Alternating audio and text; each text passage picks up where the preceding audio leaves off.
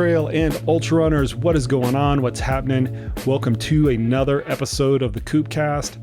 As always, I'm your humble host, Coach Jason Koop, and this episode of the podcast is inspired by all the runners with smashed quads out there and all the runners that are going to have smashed quads out there stemming from some sort of mountainous ultra that you have done or are going to do this year.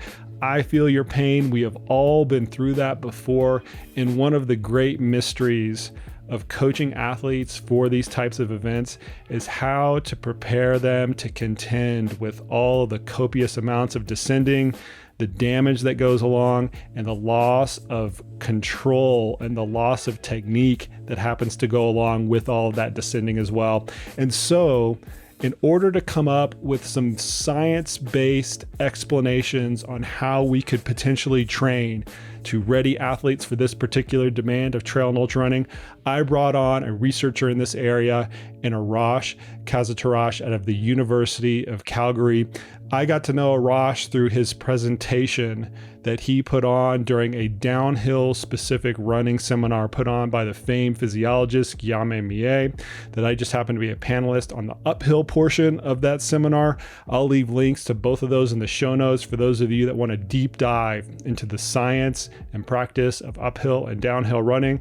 I encourage you all to check it out. But I got to know Arash during this presentation, or during this webinar, and I was absolutely captivated by some of the research that he has done in this area, because I think that there are very practical takeaways in terms of how frequently, how much, and how hard you should incorporate downhill running into your sessions to get the most bang for your buck. So with that as a bit of a backdrop, I'm getting right out of the way. Here is my conversation with Arash Khassetarash, all about how to train for downhill running. But before we get into it, dude, I was doing some research on this in the background, and I had a hard time actually getting to your research because all I could find were like lay articles and things like that about pull-ups. Oh, wow. Yeah. So just as a little bit of a personal story, I know you're probably a humble person, but I think the audience would like to know, what's the fascination with pull-ups, man? And first off, how many pull-ups could you do on a normal day? On a normal day these days, I'm not doing many. I do a couple hundreds. But for specifically that event that I was trying to go for, I was going to go do 8,000 in 24 hours. There's actually a study we did 3 times 2,000 pull-ups. I was a subject on that one, and it's going to be published soon. So it was interesting, the different strategies that we try to do. And actually, that study was also led by Guillaume Millet, my supervisor. And yeah, I just think that it's, I was just trying to challenge myself. Dude, but seriously, that's like a huge feat. And interestingly enough, kind of something that you have in common with ultra running, because one of the ultra runner characters, right, that that a lot of people look up to, including myself, that I've known for a while, is David Goggins, who had the pull-up record for a long period of time. So it's just interesting that all this stuff seems to come full circle, man. It's just a small group of idiots that keep regurgitating all this stuff that we're trying to do, right? Yeah, it's actually the pull-up is quite similar to what you see in the ultra run. And in the study that will come soon, hopefully, we try to show how the turns of events looks like a 24-hour run. So that's quite interesting, with like upper body, lower body, and God. So 8,000 in 24 hours would be the record. Do you have any thoughts on trying to capture that record in the future? I don't think so, because I lost the fitness, and I also gained some weights and so on. Like it's been 2 years, and then the gyms were closed due to COVID, and then I couldn't work out well, so I just lost the fitness. So Oh man, well, that's a hard thing to do now. yeah, you got to train a lot for it. Well, we'll have to circle back when that paper comes out more just to talk about it than anything else. I think that's really cool. But we're gonna talk about ultra running, man. And as we were chatting offline a little bit, I was recently at the Hard Rock 100, and there are two primary things that ail the runners out there, and everybody talks about it before the race, and everybody complains about it afterwards. And the first one is the high elevation. So it's an average elevation of 11,000 feet. It tops out at Handy's Peak, which is over 14,000 feet. And that causes a whole host of problems, the main one of which just being nausea. And so athletes have kind of undertaken a number of different strategies to combat that, using altitude tents and getting out on the course and trying to improve their fitness and things like that. And the second one, which is more in your wheelhouse, is how to really combat and to introduce interventions that specifically can help them deal with the copious amounts of descending that is on the course. 33,000 feet of climbing, 33,000 feet of descending. And over the course of 100 miles, that's just a lot of wear and tear on your legs. And as a lot of the research has started to come out, research might not be the right word, but as a lot of the race analysis has started to come out, we start to see a lot more of the time gaps open up in the latter parts of the race, and specifically on the descents, as opposed to the earlier parts of the race and the ascents. And I think a lot of the research that you're doing is going to illuminate on how we can train ourselves better to combat that, although it's still a big open question at this point of the game, huh? Yeah. So to start out with, we're going to have to go back to some very fundamental physiology. But I want to know initially how you became curious about eccentric work and the repeated bout effect, and how this affects athletes and how they can better prepare for it. Like, what's your kind of like personal interest in this, and how did you get involved? I'm more of a biomechanist than physiologist, and one of the things that I was really interested in to see the difference in two different conditions, and thinking about knowing that the repeated bout effect exists, and we know about it, and we know that it has a huge training effect that is not normal for like a concentric type of contraction. I was interested in trying to figure out how the biomechanics of certain tasks would change due to this training effect. And then the downhill running was a quite good example of how people can get trained quite fast. And so you mentioned this phenomenon that we've talked about previously on this podcast that a lot of the longtime listeners will recognize. And that's going way back to one of my earlier podcasts with Roger Anoka out of the University of Colorado, who's one of my undergraduate professors. And I remember sitting in his class one day, and I still have his book. It's sitting over my shoulder somewhere.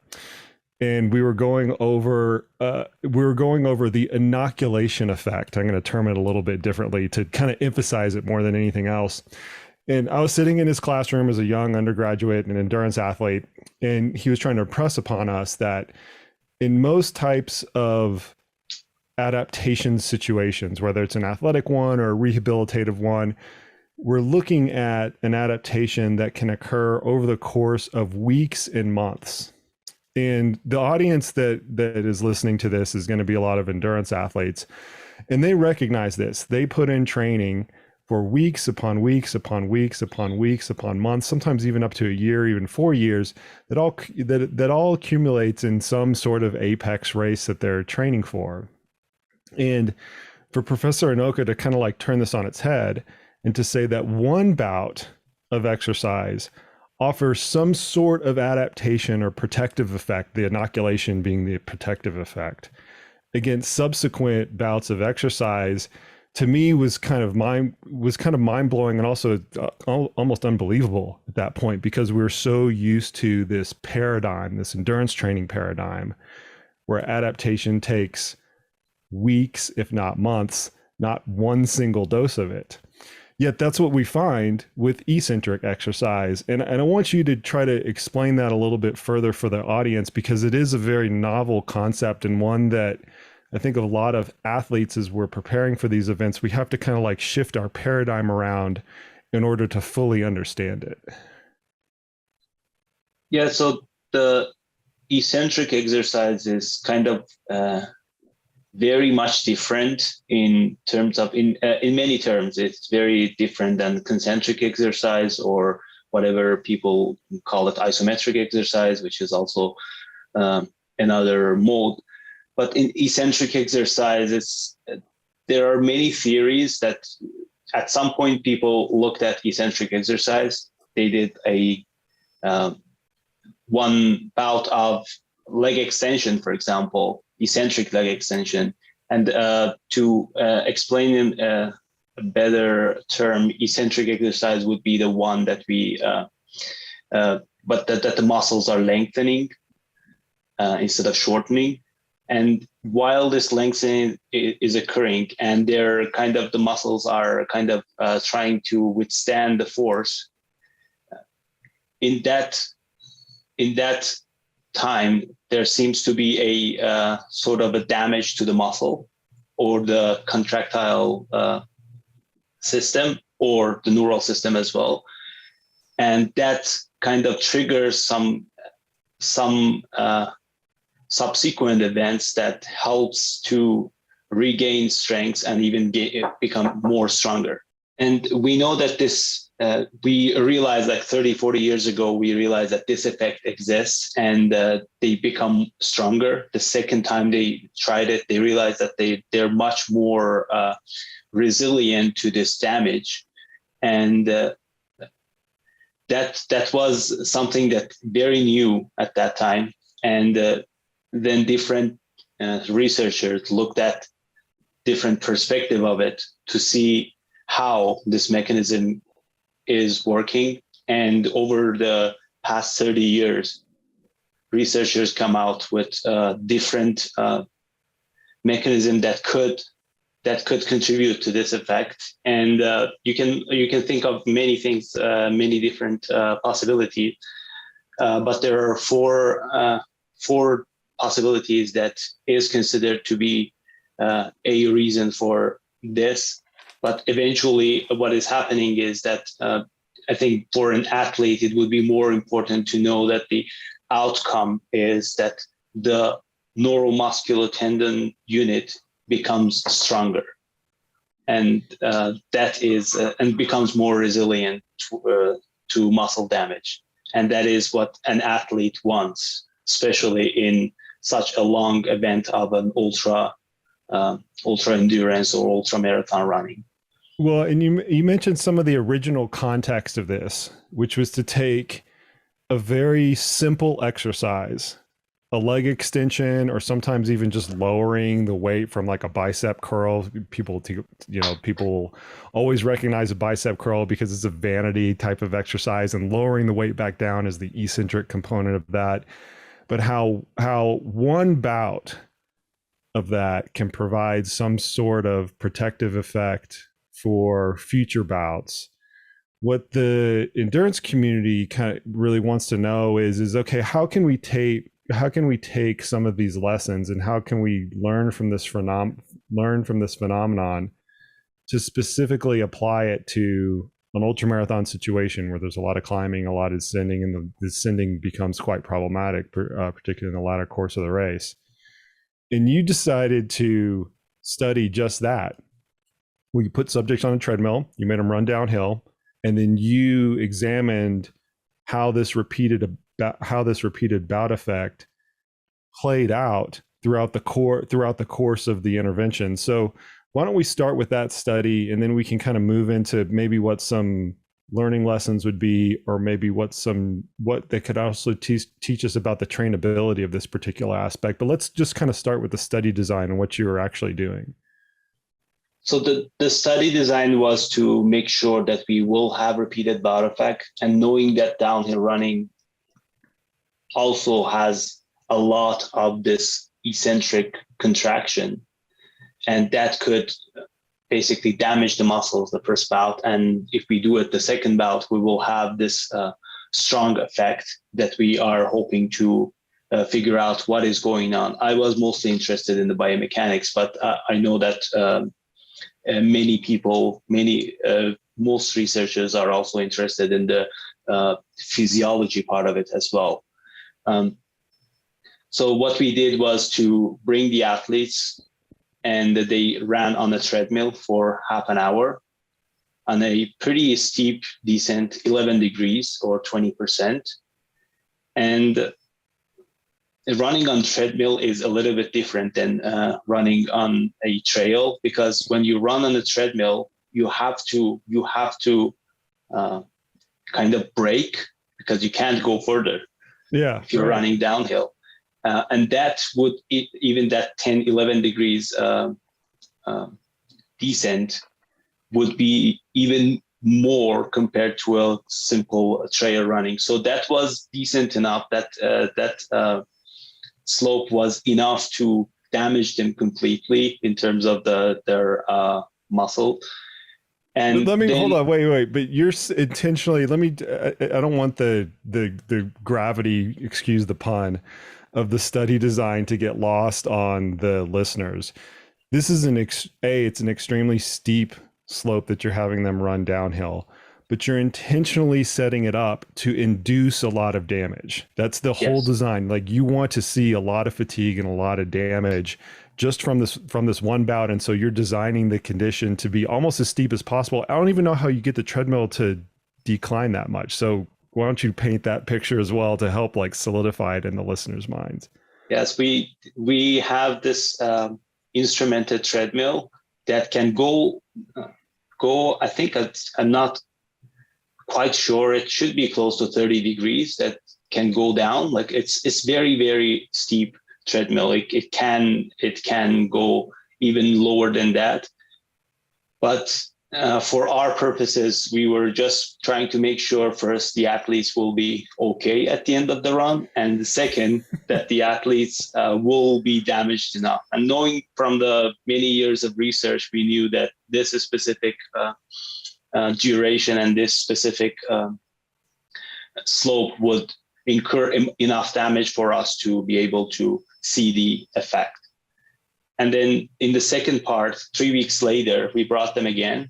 I asked them specifically, and I logged that everything to make sure that they're not doing anything else during the 3 weeks, which is a very difficult thing for athletes not to work out. But 3 weeks later, we brought them again to the lab, and they did the exact same thing, 30-minute downhill run.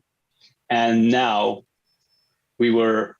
so we have condition 1, we have condition 2. Condition 1 is going to incur lots of damage, and condition 2, we're hoping that doesn't incur that much damage, hence the repeated bout effect. And then this was the design of the study, and then we had some variables of interest to look for.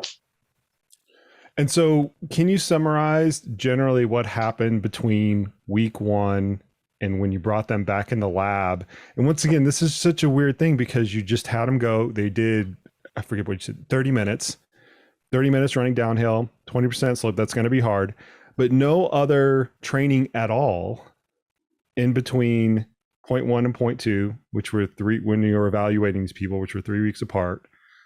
Can you encapsulate what the differences were that you found between those 2 points in times in terms of the damage that was occurring, the biomechanics that were going on while they were running, and things like that? So yeah, in this study, it was quite a comprehensive study in terms of both physiology and biomechanics. In the physiology term, we looked at the muscle damage, and we found close to 3-fold increase in a specific marker of muscle damage. We call it creatine kinase. And that was after the first downhill run. That indicates that the muscles were quite damaged. And that variable was almost non-existent, the increase in the second downhill run. So that was the first thing that was very interesting. So CK went up 3x after the first one and didn't go up at all after the second one. And after the second one, significantly, no, it didn't go up at all, like almost non-existent. And the second thing was that we also looked at the neuromuscular function and what we call it neuromuscular fatigue. We look at the neural aspect of fatigue and we look at the skeletal aspect of fatigue. And in both cases, what we found, that before and after, we can measure how much force that their quads can produce. And we did it before and after the first run and after the second run. And again, there was a huge reduction in the force production capacity, or in better term, we say a lot of neuromuscular fatigue. While in the second one, there was almost nothing. So that's quite interesting to see in course of 3 weeks. So across these two parameters, right? You have the muscular damage and the neuromuscular component of it.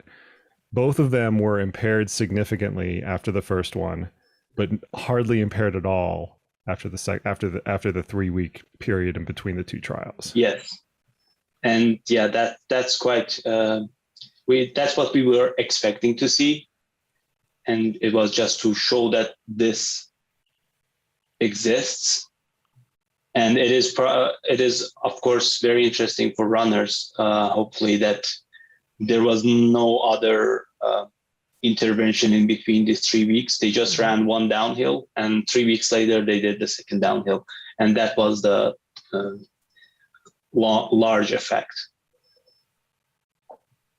So every time I see these things, I'm always impressed by the stark nature of the before and after footprint of the physiology and the biomechanics. And what I mean by that is normally when we look at training intervention studies in the endurance world, if we get like 0.5%, you do an altitude intervention, right? You do an interval training intervention, you do anything like that, you would do a backflip over 6 weeks of doing a bunch of intervals, and you see 0.5% of VO2 max increase, 0.5% at pace at lactate threshold increase. You'd go bananas over that. You think you're the smartest person in the world for coming up with whatever intervention that you came up with. And that's with an intervention that lasts 6 or 8 weeks. They're doing a bunch of intervals. It's very time consuming. It's hard. There's, it's arduous on the part of the athlete. And here we have an intervention that all it takes is one, and there's nothing, they literally don't do anything for 3 weeks, and they come back in the lab and there's such marked improvements in these parameters. And I mean, it's almost, I hate to use the word magic, right? Because we're trying to drill down on the science of it, but almost does seem like magic when you start to look at that and you compare it to everything else that we know about athletic and in particular endurance physiology. Yes, it's very interesting to just like I've been an athlete before, and I try to keep that running as a part of a hobby for myself as well. Just thinking about it, like if I'm just thinking about in terms of squat. If I go today to the gym, squat 100 pounds, and then I come back, I don't know, 3 weeks later and squat like 150 pounds, that would be a huge increase. And I think as an athlete, I think any athlete who gets to know this effect should make use of it as much as they can. So that's where we need to drill into. And I'm always a little bit remiss asking people in the scientific community these types of questions, because it kind of takes you out of your wheelhouse and you're trying to extrapolate beyond the study or the series of studies that have been done in the area. But you'll have to entertain the questions for a little bit. We want to try to make this practical for athletes. And we've danced around some of the some of the ways that this can appear in more of an intervention or some sort of way that athletes can actually train. But if you're consulting with athletes that are doing, uphill, downhill types of races, and knowing what you know about this repeated bout effect and about the work that you've done, what are some really pragmatic, pragmatic pieces of advice that you could give athletes about their training to harness what you know about the repeated bout effect and how to deal with this eccentric component of the sport that we're doing? So I try to think of in terms of an athlete trying to either win a race or have a good race. So in terms of winning a race, one of the things that we know about downhill running specifically, and we know it from 1990, I hope I'm not mistaken, 1992 or I think it's 1992. We know that the oxygen consumption, or what we call it at a cost of running, some sort of cost of running, not exactly cost of running, but it is very related to cost of running. We know that in downhill running, after for a half an hour downhill run, it increases quite a lot. And we know that this increase does not occur in level running. In level running, if you run for half an hour, for 1 hour, there will be a small increase in oxygen consumption due to some physiological factors. But in downhill running, we see a large increase, well over 10%. And one of the ways to deal with it, and I think thinking about how you can change the biomechanics of the movement. And for that specific reason, I looked at the biomechanics of this downhill running at the minute 1 and at minute 30 of this downhill run. And what I found during the first downhill run, the biomechanics of running was completely shattered. Like, it was completely different compared to the beginning of it. And to just compare how different it was, we can think of like a contact time. Like, I'm pretty sure runners know exactly what the contact time is, the time that your leg is on the ground when you take steps.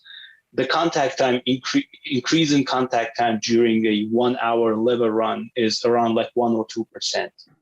While in the 30-minute downhill run, we saw 8 to 9% increase in this contact time. And this contact time is quite related to the cost of running, or the energy aspect of running.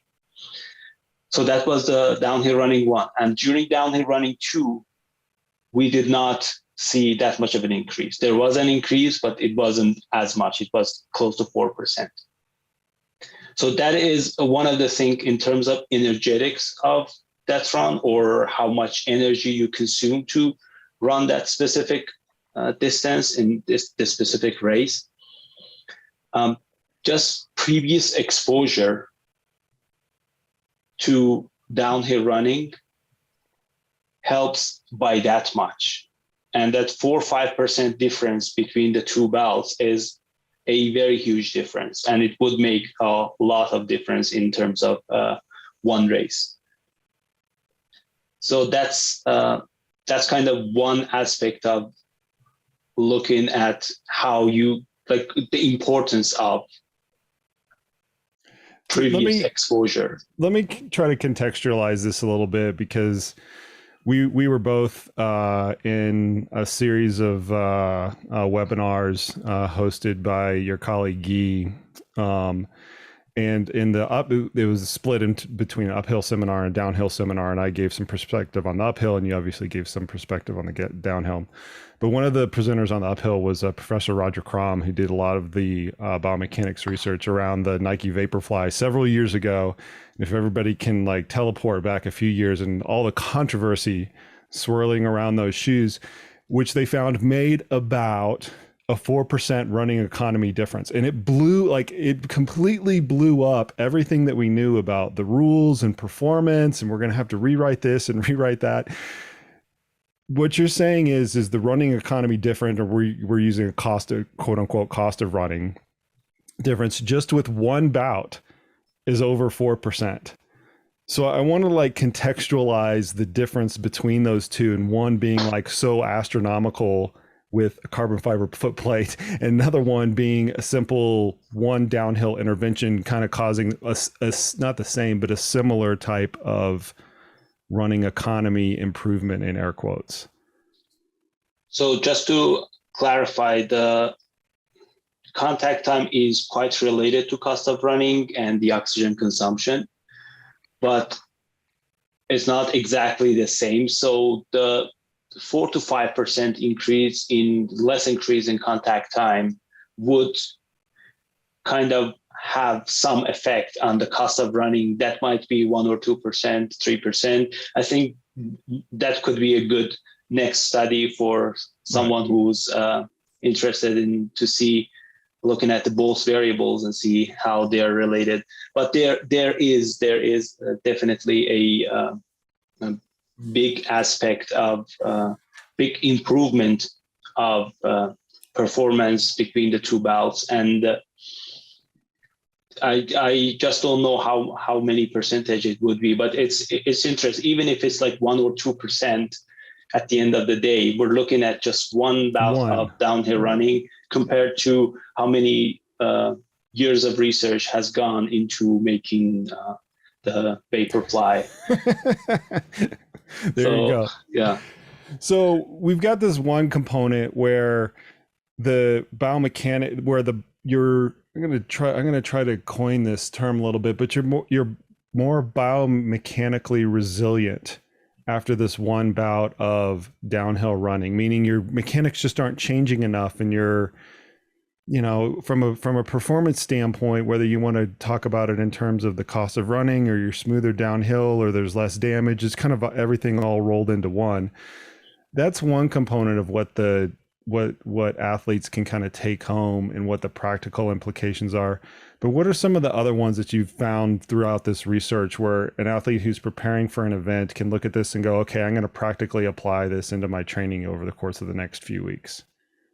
I think one of the important thing is that we now know that in many levels, we know from physiology, from biomechanics, that this effect exists, and we know how long it lasts, or we have a good idea of how long it could last.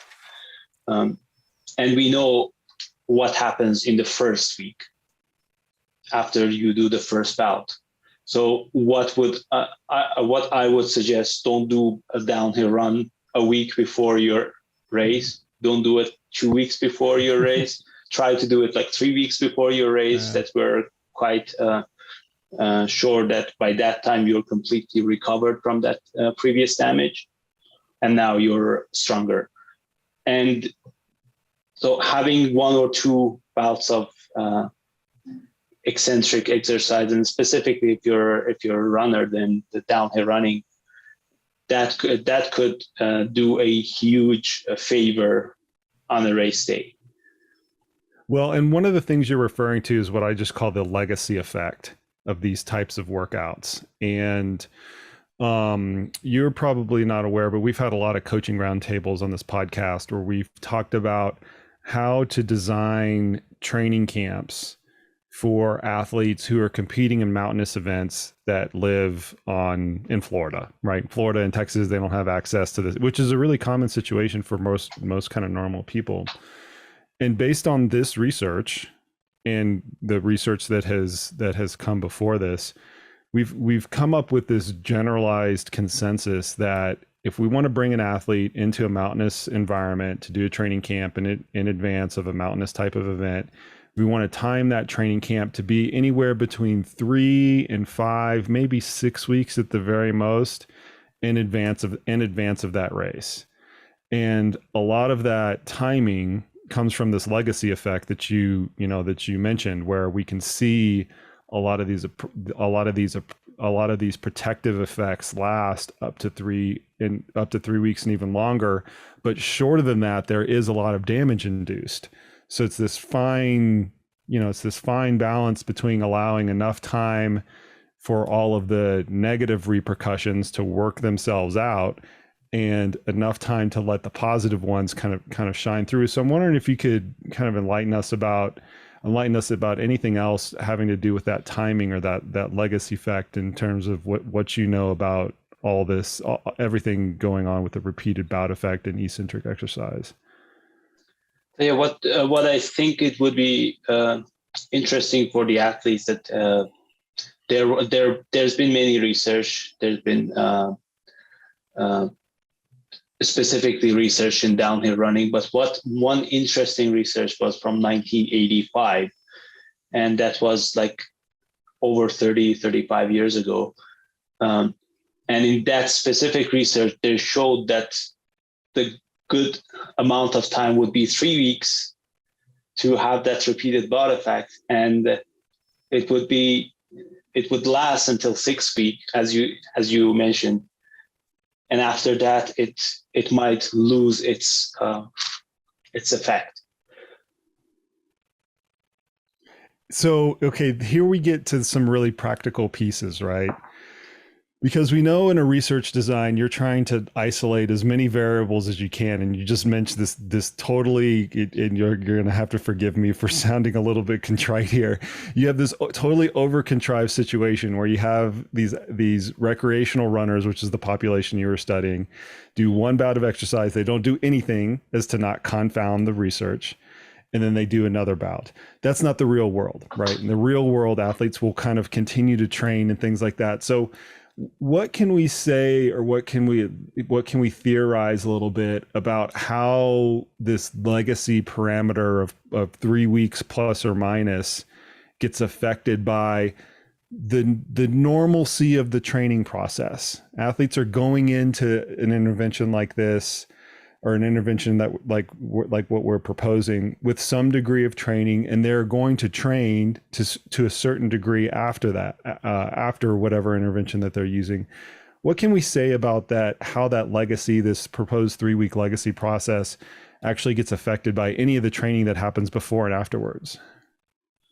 That's one of the things to make sure not to do after the first bout would be to make sure that they're not doing much of a training, specifically 2 or 3 days after that. That could definitely incur more and more damage, depending on. We're thinking about a structure that is already damaged, and then you're trying to, like, 3 days later you want to do another one. Maybe if it is 5 or 6 days later, you would see some effect as well, because there has been studies, and I totally agree that these studies that we do specifically are very, very much controlled to make sure that we don't have any other effect, and at least we know that this is the effect, and then the compounding factors can come in. In terms of the specific few days after that, I don't think that would be a good idea to do the first downhill run and then 2 or 3 days after do the second one. Or if you think about like even level running is also has a lot of, not as much as downhill running, but it has a lot of eccentric component as well, because you basically brake and then propulse yourself for the next step as well. So for that specific period, I think at least for the first week after the very first one, probably it would be better not to do that. But if you want to incur more and more damage, controlled damage, so that you get stronger and stronger, I'd say a few bouts divided in 1 or 2 weeks or 3 weeks would be a useful thing to do. To kind of get the most out of this effect. But I'm pretty sure at some point there is a ceiling, or there's a limit to how much you can get out of this. Well, so you mentioned the word controlled damage, right? I love that term. I'm going to steal it from you. Athletes are they're they're very familiar. They're very familiar with the concept of progressive overload, right? And although that's some training terminology that gets a little bit too far in the weeds, athletes will realize that, hey, one week I can run 20 miles a week, and the next week I can run 30 miles a week, and the next week I run 40 miles a week, and eventually there's going to be some sort of loading effect that produces an adaptation. The adaptation in this situation is markedly different. So does there need to be a progressive overload in terms of any of these parameters, the total amount of vertical descent, the speed or the force, I guess, if you want to put it that way, that the athlete is having to withstand from an eccentric perspective? What do we know about those loading parameters, and do we need to think about progressive overload in the eccentric form of exercise in the same way that we do in concentric, where we just need to keep adding stress in order to impose a specific or further adaptation? I think that progressively overloading the tissue could be a good thing to a certain point.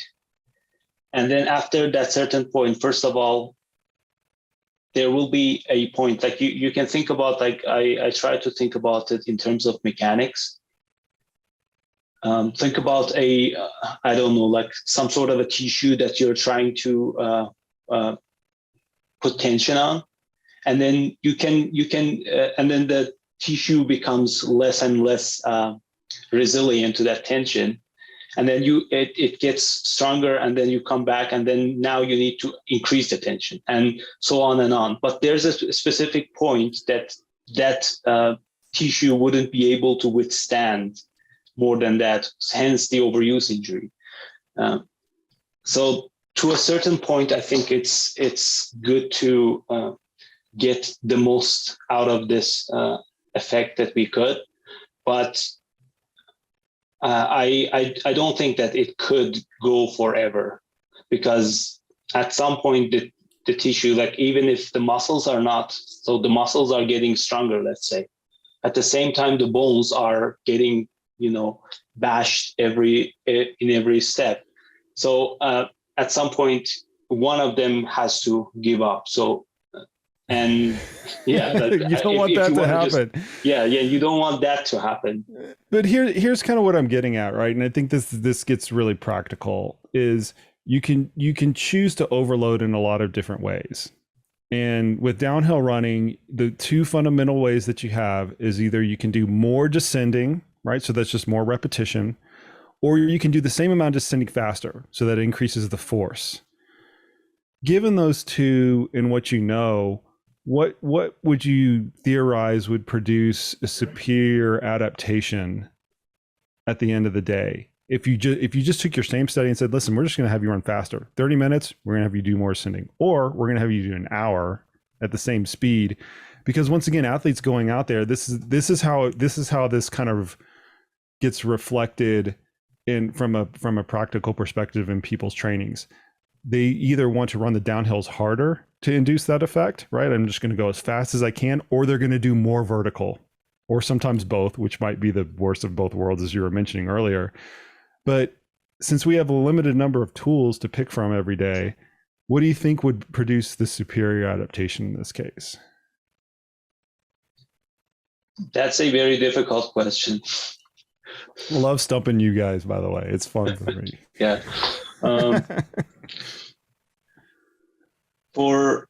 In terms of thinking how much adaptation it would produce, we should think about how much damage that specific bout would induce in the first place.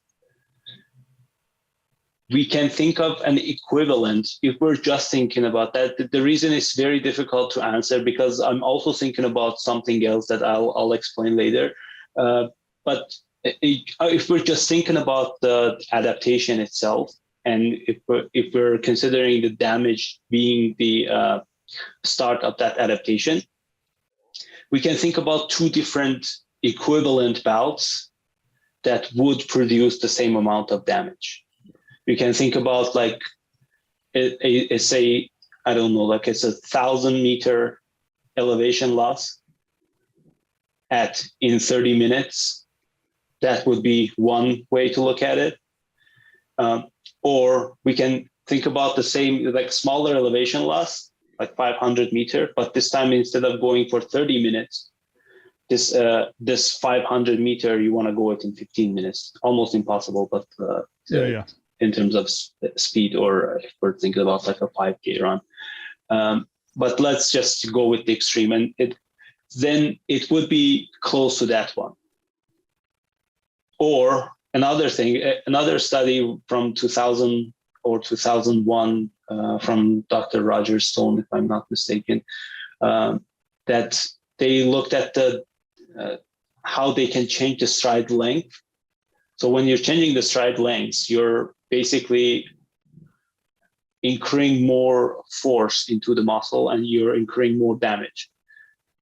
So you can think about the same thing, or like a little bit less or more, changing one variable like stride length, and then you will have the same amount of damage. But at the end of the day, I think we should always think about another aspect of tissues in general, and the fact that they fatigue. And if you're trying to be away from injury, I guess, I'd say, they get fatigued, and there's always an exponential component to it. Like it looks like dysfunction. So you wanna stay that in low load, possibly even if the repetitions are too high. So the safer way, and that's just a guess. Don't quote me on that, but that's a guess. I would say that the safer way to do would be to have a longer or more elevation at slower speed. I think that's a reasonable way to come about that answer, because once again, you don't know what's going to produce the superior adaptation, and when you don't know, you have to move down the decision-making tree and go to what's likely to be the least problematic. And what's likely to be the least problematic, as you mentioned, is the low force, low torque option of the two, which is more descending at a slower speed, simply because you run less of a risk of getting injured in that situation. And injury would trump any other intervention, right, that you could kind of throw at it. You miss training time. That's gonna affect things more than any contrived intervention that we can kind of come up with. But I think that's a very reasonable look at it. Yes.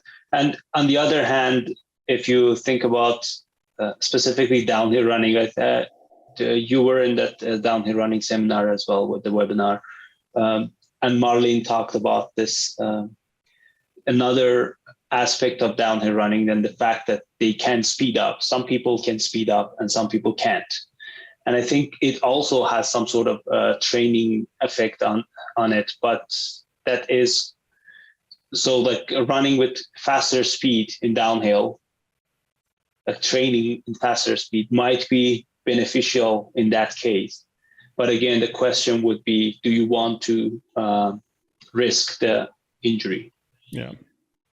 Whenever I've looked at preparing athletes specifically for downhill, I've always created two very distinct components: the physiology, as you were kind of going over, and we have to completely shift our paradigm on thinking about how to train for this, as compared to normal endurance events, which is a very chronic type of adaptation, is the best way to put it. We have to completely shift that around when we're talking about specifically for downhill. That's the first part, is the physiology. And the second part of it is just the skill. It becomes a very skillful sport, especially on very technical types of terrain, but even in non-technical terrain, because of the speed component and the visual eye-foot coordination that's needed to cover those distances at those speeds.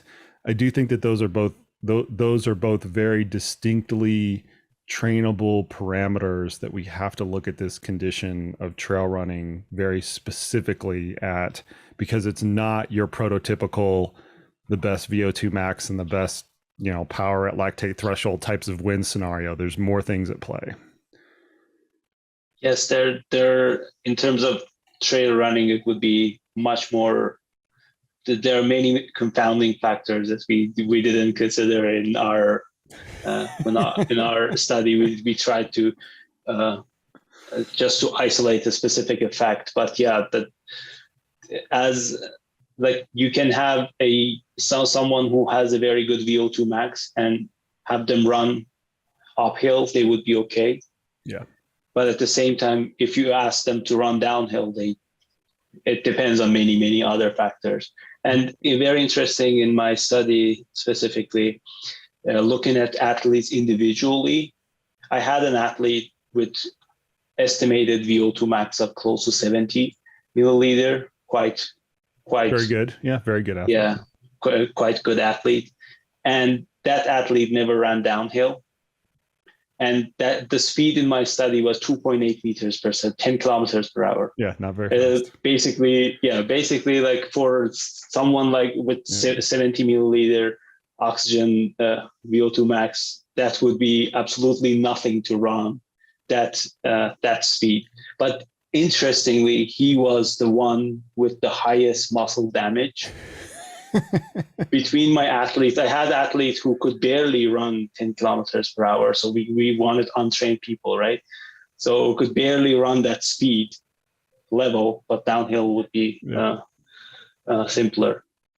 And he didn't get much of a damage. So there are other and many important factors in terms of downhill running that needs to be focused on.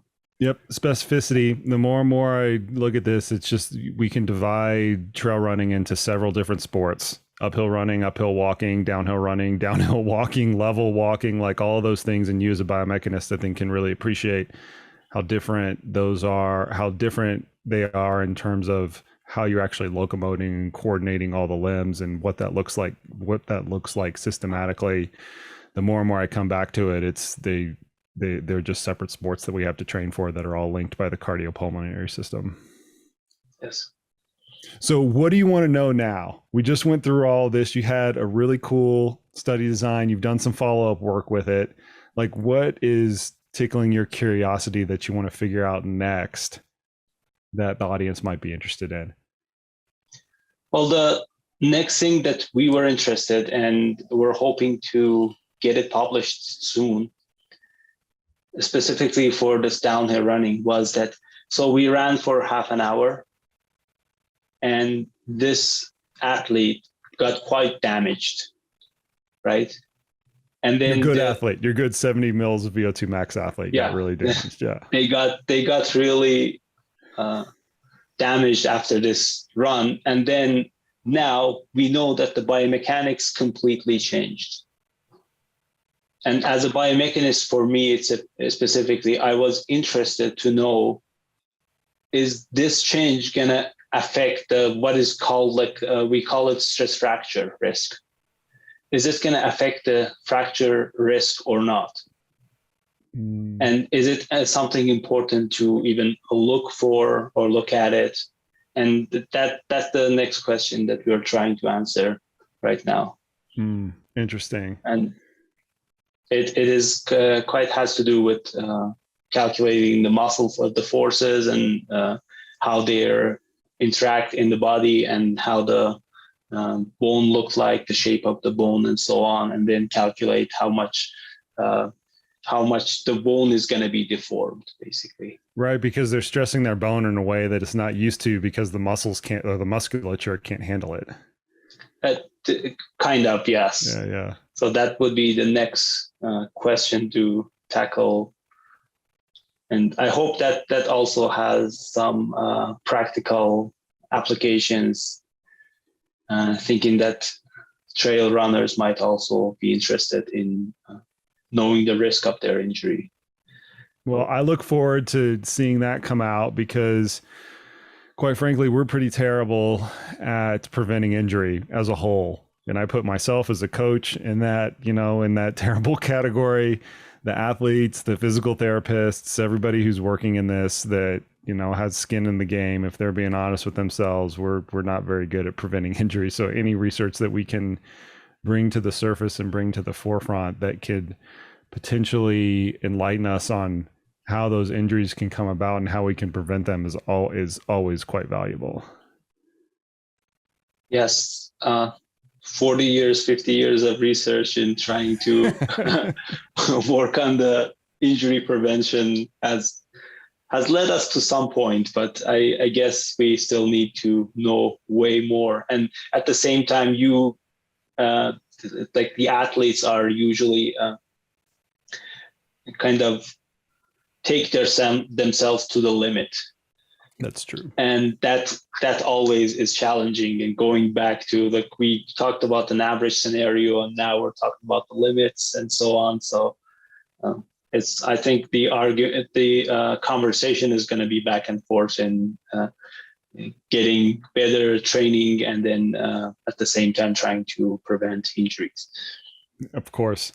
I really appreciate you coming on the podcast. This is really enlightening for me. I look forward to seeing what other future research kind of comes out, but I can't thank you enough for the research that you've done, because it helps me as a coach out, and it helps all the athletes that I was conversing with at the Hard Rock 100 this past weekend. It helps them out because at least we have some context to wrap the training around of what we're going to do. Otherwise, we're just guessing. So to at least have some context is quite appreciated. And where can the listeners find out a little bit more about the research that you are doing, or any of the work that you have in the pipeline? These are the research are usually on Google Scholar. So I can give you a link of the Google Scholar, like specifically for my account, and that. And also, it's on my Twitter as well. Anytime any new research comes, I put it on Twitter. Perfect. I will have links to that in the show notes. Thank you for coming on the podcast today, Arash. I really appreciate it. Thank you so much for inviting me. It was very fun. All right, folks, there you have it. There you go. Much thanks to Arash for coming on the podcast today and explaining a little bit of his research, as well as entertaining me in how we can actually extrapolate that research to inform training and best practices for athletes. It is always a tricky thing, and over the course of my coaching career, I have seen any number of ways to try to combat this that have been deployed by athletes and coaches alike. And I think one of the things that we can learn from that myriad of different solutions to this is that we don't quite know how to ready athletes for this particular demand quite yet. However, whenever that is the case, I always feel like we can go back to fundamental early stage research in these particular areas and look at the physiology that is elicited for these types of activities, and then come up with very practical solutions to try to ready athletes for those particular demands. It is not as simple as overloading the athlete as much as possible and hoping that that demand, or hoping that that load is the right load to impose the particular demand. And I think Arash's research on the repeated bout effect illustrates that quite readily. Appreciate the heck out of all you listeners out there. If you enjoyed this podcast, please feel free to pass it along to your friends, your running partners, your family, your colleagues, anybody who might be interested in. That means a lot to me personally and helps out the podcast a lot. That is it for today, folks. And as always, we will see you out on the trails.